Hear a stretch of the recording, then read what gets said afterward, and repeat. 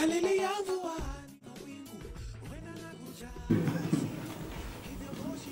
you with me? Those aesthetic of existence is one thing that Bunge broke away from. I want to come to my last example on Bunge, and I want the non-Bunge members also to speak. This week, government has been implementing a project that I am calling the militarized peace. Let no one lie to you that there was no violence because everything is okay. No, that's isn't it? We all know. Isn't that true? But if you go to Kibera, every Kibera person has 2 police officers. It's not this NGO interventions. That's another industry. In this militarized peace, when they're giving the latest decrees, they say there is no picketing, there are no demonstrations, but they're very specific. Even Bunge la Wananchi is not allowed to meet and talk. Oh, did you hear that? Yes. From a military officer. Isn't that sweet? Yeah, it's true. That was so sweet. That now, they are not only, initially, during Moi, they only say, during Moi, we need a permit to meet, isn't it? But now, they realize that Bunge has beaten it. Bunge doesn't do a rally, they just talk. They just talk. And they're saying there's no talking now. You do see that? That you meet at Jivanji and just talk, there's a problem. What does that tell you? Why are we as NGOs, did they ban workshops? No. Why did they ban workshops and they prescribed conversations in open spaces? What does that tell you? Now, Serikali. So now, where does Bunge fall? Where does this workshop fall?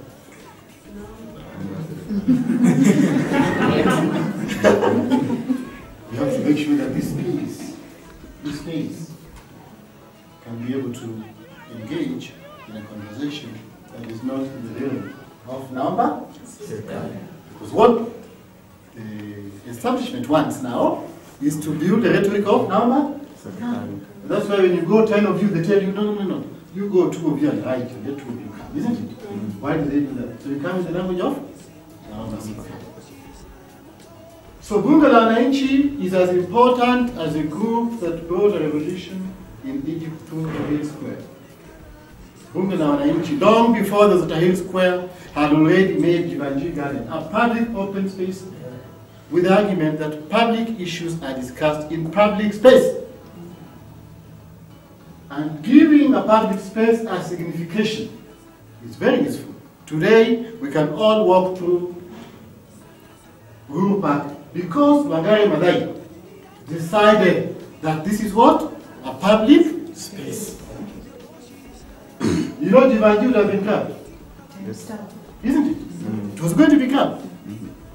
It is the work of Bunge that gave energy to Zarina Patel to stand for Jivanji. So one of the functions, therefore, and this is very important for all of us, is how do we creatively rework the normals and liberate spaces and assign new meanings to spaces. So that then Jivanji today has a new meaning that we didn't have for many years. NGOs, the nuns have always been there, but they've always met in hotels, they've met in restaurants, isn't it? So with time, I'm hoping that even Fahamu now will be bold enough. You just hire a tent if you want to cover yourself from the sunshine. Have it at Jivanji, then we bring outside catering, and then we'll continue certifying that this space is public space for public work. It's very useful. These decisions are not just decisions that you make by the mouth, you must carry their actions. You must know when you have meetings in hotels, those who become rich are the hotels themselves. But when you have meetings in a public space, you liberate that space. You assign new meaning to it. You give a new normal to it. And that way, you reinforce the struggle of Bunge, for example. Because you say, look, this is not just a place of lunatics, a place of those who have no money, a place of those who don't go to school. It's a space of an important public discourse. That's very useful in terms of how do we run away from the nun? Because part of the role that the fellows here, one of the advantages and that's why this engagement is important, the fellows are not just useful for being alumni of Fahamu and this kind of framework, but you are also supposed to lead us later on into removing the cobwebs in our thinking faculties by being able to spread elasticity of organizing. Spread elasticity of organizing. I think if somebody has a factual, material fact that Ouma is a thief, what is the problem saying he is what? For example, today if I call Mr. Ouma, His Excellency, President-elect, suspect in the Hague, I'll be saying the truth. That is the truth. That is the true title. But we need people bold enough to engage with that. And you have to be bold enough to engage with that. So that then we are not restricted with the aesthetics of existence. What language do we use? Can I go there on a t-shirt? And that's why when the Chief Justice got into the court, the first thing he did was to deal with the aesthetics of existence. Do you need these robes? Do you need this my lordship? Okay? Because space is very important in defining relationships. You know, most of you here, we are significantly, all of us adults, we have siblings, or we have parents, or we have brothers, and we know that managing the space is a very active process.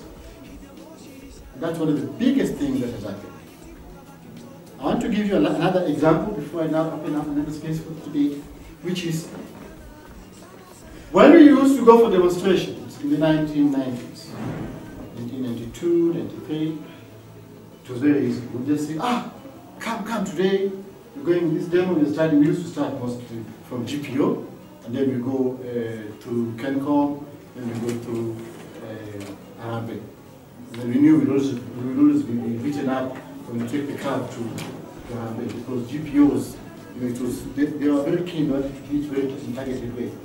So they'll beat you up either GPO or beat you up as you go to Arabic.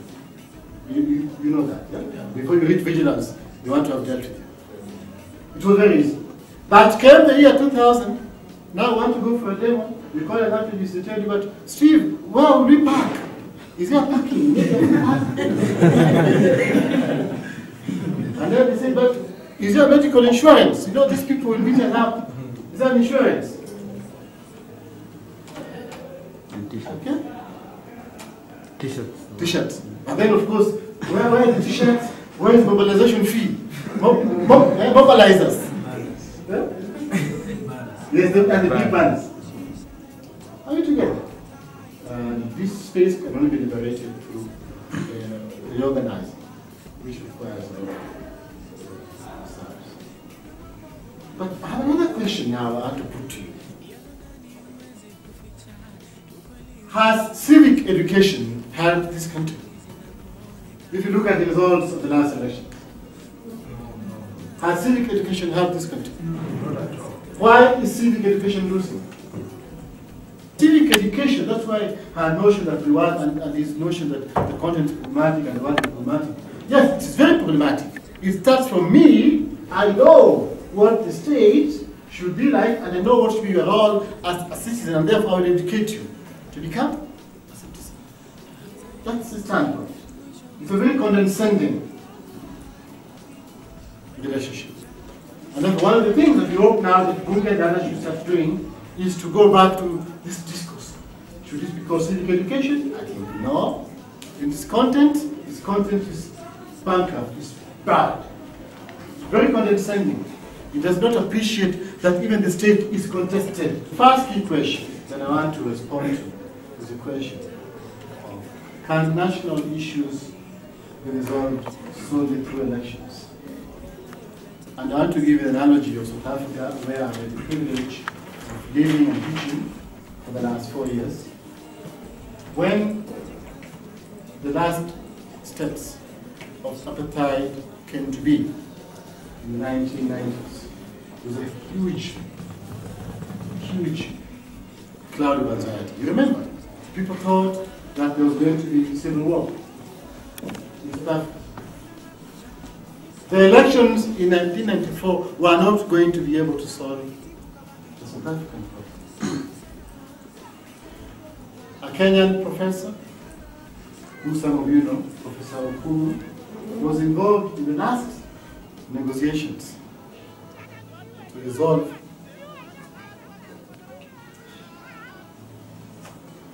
and mediate a new democracy. Professor Ouma and his work has later been documented by Professor Ali Masuri, also argued that in South Africa there was two major categories of interests which had been negotiated. One category of interest was the crown symbolizing political power. The seat of power, which in South Africa is in Pretoria. And the other category was the jewel. The jewel, which symbolizes economic power. The seat of economic power in South Africa is in Johannesburg. Ultimately, what happened was a negotiation between those who controlled the jewel and those who controlled the crown. The white people controlled the jewel. They owned industries, they were directors in companies, and they were in touch with the market. The black people were the majority in terms of numbers. Any single day, when you go to vote, black people would win. So what they decided to do, the black people were given the crown, and the white people were given the jewel. And civil war was averted. And up to date, the logic of operation in South Africa is clearly divided. I'm not supporting that divide, but I'm arguing that we as thinkers, we as social justice people, what would be our engagement with the possibility that a democracy can be negotiated democracy, where we have the jewel and the crown being proportionately allocated in a way that can then ensure the continuity of the country. The second question that I want to pose and attempt to answer is the question of, is ethnicity natural and fixed? Is ethnicity natural and fixed? And my answer is no. First of all, as we've heard, especially after 2007, Koigi Wamwere wrote a book which he labeled Genocide in Kenya and the role of what you call negative ethnicity. I believe that there's nothing wrong, of course, in you being Kisi, or me being Luo, or she being Kalenjin, or he being Taita. There's nothing wrong with that. It's an issue of probability. You know, the chances that she was born Maasai are as high as the chances that I could have been born a German. Oh, do you know that? Yeah, it's just probability, pure probability. The chances that his genes make him tall are as high as the chances that I would have been born, you know, taller than him. Do you know that? That is it. It's pure probability. You have no control over it. It's pure chance. Pure chance. We agree on that. So, and there is no problem with that. And there's something therefore we call natural differences. Natural differences. Those are fine. But there are a lot of what we call produced differences. Produced differences. That there is a difference between speaking Luo and being a Luo. Do you agree with me? Yes. I'm speaking English. Am I an Englishman? No. There's a difference between speaking Kikuyu and being a Gikuyu. Okay? This is a difference. Yes. Isn't it? Yes. And you know that a Luo can become a Kikuyu. What was the political name of Raila Odinga in 2002? Jambo what? Categoria? Categoria Jamba. I don't have to pronounce it in Kikuyu. Categoria Jamba. And you don't want to know what was the name of Ruto in that year. I'm sure you don't know. In 2002, I had my Mogakoyo friends singing Amangoba, isn't it? Yeah. And I had my Luo friends singing Mugizi. You remember those days? So how comes today it is so difficult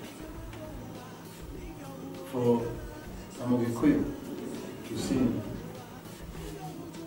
Kanungu? It's now the latest song is Kanungu. How comes? How comes? Had you seen that somebody there is lying to another person? If it was so easy to sing and bother. Remember, you didn't even know it was a Luo song. But now, you find it difficult to sing Mugithi. Why?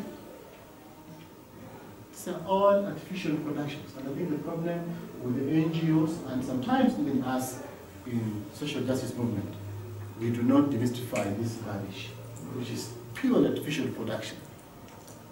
Purely. How comes today you are being told that Kalenjin dialect is very close to the Cree dialect? Because in 2007, the trade has been miles apart. How comes today you're being told that we are close to the so we are pure fiction. So I think part of what we need to do as NGOs, and I think that's why the question which George asked, well, are we prepared enough? We did not prepare enough by seeing scenarios that will produce ethnicity. Ethnicity in Kenya is not constant. It is produced based on history, based on interest, based on contexts, and based on contestations. It is not constant.